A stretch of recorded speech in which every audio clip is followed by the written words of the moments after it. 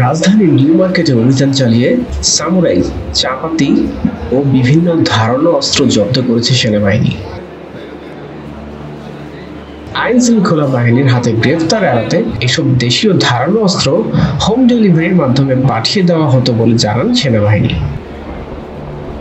বিভিন্ন মডেলের প্রায় 1100-র অধিক দেশীয় ধারালো অস্ত্র উদ্ধার করেছে সেনাবাহিনী।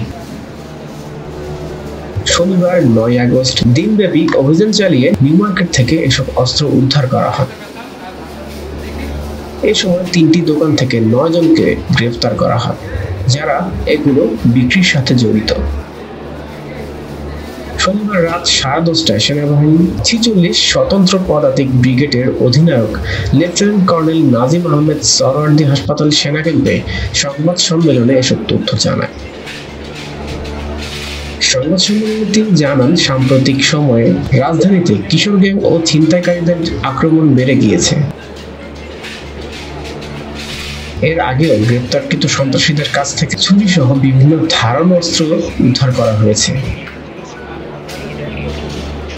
যা সংবাদ মাধ্যম ও সামাজিক যোগাযোগ মাধ্যমে ছড়িয়ে পড়ে।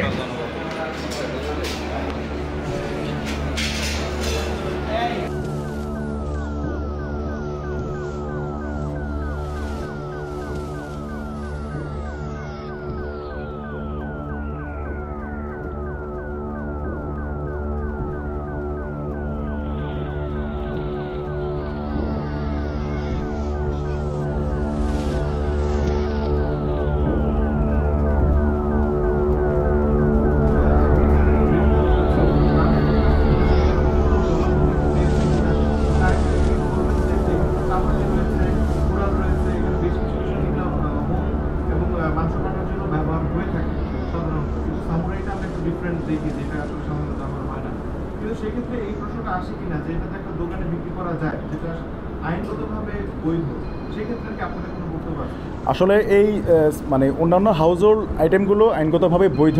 এই সাইজের সামুরাই এটা আসলে গৃহস্থলের কী কাজে লাগে এটা আমি এখনও নিশ্চিত না। তো আমরা গত কয়েক মাস ধরে লক্ষ্য করতে পেরেছি বিভিন্ন সন্ত্রাসীরা এই ধরনের দেশীয় অস্ত্রটাই বেশি ব্যবহার করে থাকে। তো সেই কারণে আমরা আসলে বিভিন্ন সন্ত্রাসীর কাছ থেকে যখন গ্রেপ্তার করি, ইনিশিয়াল স্বীকারোক্তিতে তারা স্বীকার করেছে যে তারা এই জিনিসগুলো খারাপ কাজের জন্য ব্যবহার করে আসছে এবং তারা গোপনে এগুলো বিক্রি করছে। এবং আমি আগেই বলেছি যে কিছু কিছু আইটেম আছে যেটা হাউসহোল্ড কাজে ব্যবহৃত হয়, সেটি কিন্তু আপনার ওপেনলি ব্যবহার করা হচ্ছে, আর এই আইটেমগুলো সিক্রেটলি বিক্রি করা হচ্ছে এবং কাইন্ড অফ হোম ডেলিভারি দেওয়া হচ্ছে। এবং এই আইটেমগুলো কিন্তু আমরা যেটা দেখেছি যে খুব বেশি দিন ধরে তাদের কাছে ছিল তা না।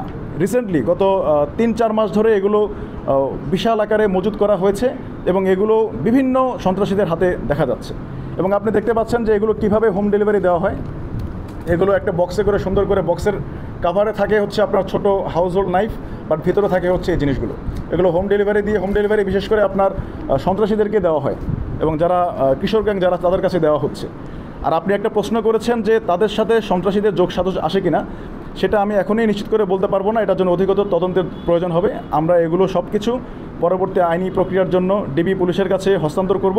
তারা যাচাই বাছাই করে নিশ্চিত করে বলতে পারবেন যে তাদের এখানে কতটুকু ইনভলভমেন্ট আছে। প্রাথমিক স্বীকারোক্তি হিসাবে দিয়েছে, বাট তারা অনেকে দাবি করছে এটা দিয়ে যে সন্ত্রাসী কার্যক্রম হচ্ছে, সন্ত্রাসীরা দেশের অস্থিতিশীল পরিস্থিতি তৈরি করছে, এই ব্যাপারে তারা সম্পূর্ণ নিশ্চিত না বলে আমাদেরকে বলেছে। বাট এটার জন্য আরও অধিকতর তদন্তের প্রয়োজন হবে। তারা যদি নিশ্চিত না বিষয়টা, তাহলে এই বিষয়টা তো তারা মানে প্রকাশ্যে বিক্রি করতো, এত ভিতরে গোডাউনের ভিতরে রাখার তো কোনো প্রশ্ন আসে না। এই জিনিসটা আপনারা কীভাবে দেখছেন? এটার জন্য আসলে আমাদের অধিকতর তদন্ত করতে হবে। আমাদের যাদের কাছে আমরা এটা হস্তান্তর করব, ওনারা এটা তদন্ত করে তারপরে তদন্ত প্রতিবেদন দেবে। এটা এখনই তো অবশ্যই দেশের বাইরে থেকে আসে এবং এটার জন্য তো একটা এক্সপোর্ট ইম্পোর্ট একটা বিষয় থাকে। এটা তো মানে রাজস্ব ফাঁকি দিয়ে আনার তো কোনো সুযোগ নেই অনেকাংশে। সেক্ষেত্রে এটা তো মানে অবশ্যই ভ্যাট ট্যাক্স দিয়ে নিয়ে আসছে। আসলে এটা ইম্পোর্ট করে এসেছে নাকি কোনো এক দেশের কোনো লুকায়িত কোনো কারখানায় ফ্যাক্টরিতে তৈরি হচ্ছে, এটা এখন আমরা নিশ্চিত হতে পারিনি। এই জন্য এটার জন্য আরও তদন্তের প্রয়োজন হবে। কত কোটি টাকার মালামাল বা কত টাকার মালামাল হিসেবে ওইটা আমরা এখনও নিরূপণ করিনি। আচ্ছা, একটি বিষয়, বিভিন্ন সময় আমরা যে কতটা সেটা নেগেটিভ যে আমার কাছে একটা পরিসংখ্যান আছে, আমি বলতে পারি যে আমাদের এই মোহাম্মদপুর সেনাবাহিনী কর্তৃক এই পর্যন্ত আমরা প্রায় 306টি অবৈধ আগ্নেয়াস্ত্র উদ্ধার করতে পেরেছি এবং আমরা নিকটস্থ থানায় এটা জমা দিয়েছি এবং প্রায় 8,215 রাউন্ড অ্যামুনেশন আমরা উদ্ধার করে জমা করতে পেরেছি এবং আজকের এই অভিযান ছাড়া আমরা 548টি বিভিন্ন ধারালো অস্ত্র উদ্ধার করে আমরা বিভিন্ন থানায় জমা দিয়েছি। আর এছাড়াও আমাদের কাছে এই পর্যন্ত 818 জন এই মোহাম্মদপুর শেরেবাংলা এবং আদাবর এলাকায় আমরা বিভিন্ন সন্ত্রাসী, বিভিন্ন দুষ্কৃতিকারী এবং বিভিন্ন মাদক ব্যবসায়ীদের গ্রেপ্তার করেছি। এখন পর্যন্ত আমাদের দ্বারা 818 জন গ্রেপ্তার হয়েছে। এটা হচ্ছে আমাদের স্ট্যাটিস্টিক্স। আর এই আইটেমগুলো যেটা আমি বলতে চাচ্ছিলাম যে আমরা প্রচুর আসামি গ্রেপ্তার করেছি এবং তাদের কাছ থেকে প্রাপ্ত দেশীয় অস্ত্র বা আগ্নেয়াস্ত্র জমা দিচ্ছি। আগ্নেয়াস্ত্র অনেক কমেছে, বাট এগুলো যতবারই আমরা গ্রেপ্তার করি ততবারই কিছু না কিছু আমরা পাই। তখন আমাদের কাছে মনে হচ্ছে যে maybe there is a some supplier, তারা হয়তো সাপ্লাই পাচ্ছে, কারণ এগুলো কখনো শেষ হচ্ছে না। সন্ত্রাসী অনেক কমেছে, বাট এই দেশীয় অস্ত্রগুলো কমছে না। আর তার উদাহরণ আপনারা এখনই দেখলেন। বাংলাদেশের সবচেয়ে শক্তিশালী একটি গোষ্ঠীর নাম হচ্ছে সেনাবাহিনী। এই সেনাবাহিনী মাঠে থাকার পরেও আমরা কেন দেশে এত বিশৃঙ্খলা দেখছি? বিশেষ করে আপনার জন্য যদি আমি বলি, তাহলে কিন্তু এখানে কিন্তু আমরা নিজেরাও রাত্রেবেলা যখন অফিস থেকে বাসায় যাব নিজেরাই সংখ্যায় থাকি যে আল্লাহ এটা করবো নাকি। আচ্ছা, বিষয়টা কিন্তু এমন হয়, কিন্তু সেনাবাহিনী মাঠে থাকা অবস্থায়ও পুলিশ আছে সেখানে, এনএসআই, ডিজিএফআই থেকে শুরু করে বিভিন্ন গোয়েন্দা সংস্থা কাজ করছে, তবুও কেন আইন শৃঙ্খলা ঠিক হচ্ছে? আপনি যদি পরিসংখ্যান দেখুন, আপনি গত বছরের অক্টোবর পর্যন্ত যে পরিমাণ ক্রাইম আপনি মোহাম্মদপুর এলাকায় দেখেছেন, এখন কিন্তু অনেকটাই কমেছে এবং আমরা কিন্তু অনেক আসামি ধরতে পেরেছি। এবং আপনি যেটা বললেন ছিনতাই, গতকালকেও আপনি নিউজ পাবেন, গতকালকেও আমরা সিসিটিভি ফুটেজ দেখে 2 জন ছিনতাইকারীকে ধরতে পেরেছি, যারা একজনের মোটরসাইকেল ছিনতাই করেছিল এবং ভুক্তভোগী কিন্তু মোটরসাইকেল ফেরত পেয়েছে। এবং বিভিন্ন সময় আপনারা যে সোশ্যাল মিডিয়াতে যে ভিডিওগুলো আপনারা আপলোড করছেন, আমি ধন্যবাদ জানাবো।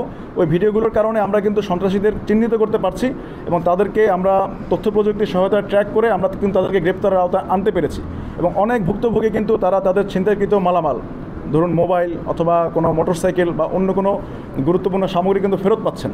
তো আমাদের কিন্তু সাকসেস স্টোরি কিন্তু আছে। তো আমরা মোটামুটি আমি বলতে পারি অনেকটাই আমরা নিয়ন্ত্রণে আনার চেষ্টা করছি, আমরা চেষ্টা করে যাব।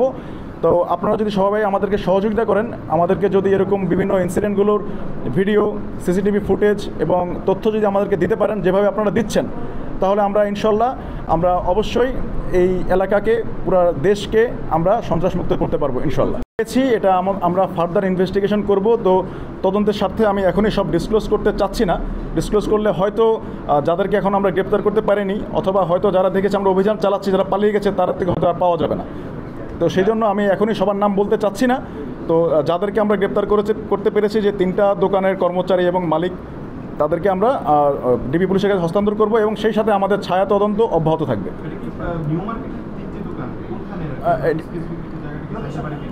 এটি নিউ মার্কেটে বিভিন্ন যে হাউস হোল্ড আইটেম যেখানে বিক্রি করে নিচতলায়, সেখান থেকে পেয়েছি আমরা। একটা বিষয় হচ্ছে এইসব অস্ত্র, বিশেষ করে কয়েকটি স্পেসিফিক অস্ত্র আছে যেগুলো আমরা দেখি যে মোহাম্মদপুর এলাকা চিনতে গেলে ব্যবহার করে।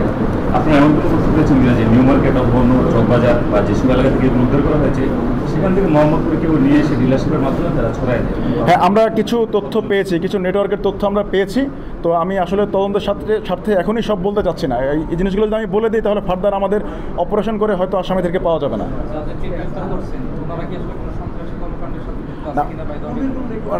ওনাদের সাথে সরাসরি সন্ত্রাসী কার্যক্রমের কোনো সম্পর্ক পাওয়া যায়নি। ওনারা সন্ত্রাসীদেরকে দিচ্ছেন, তো সন্ত্রাসী যারা কার্যক্রম করছে তারা গ্রেপ্তার হচ্ছে আমাদের কাছে, ওনারা শুধু সাপ্লাই দিচ্ছেন। এখন ওনাদের সাথে এটার সম্পর্কটা কি, এটা আমাদেরকে আরেকটু চিন্তা করে ইনভেস্টিগেট করে বের করতে হবে।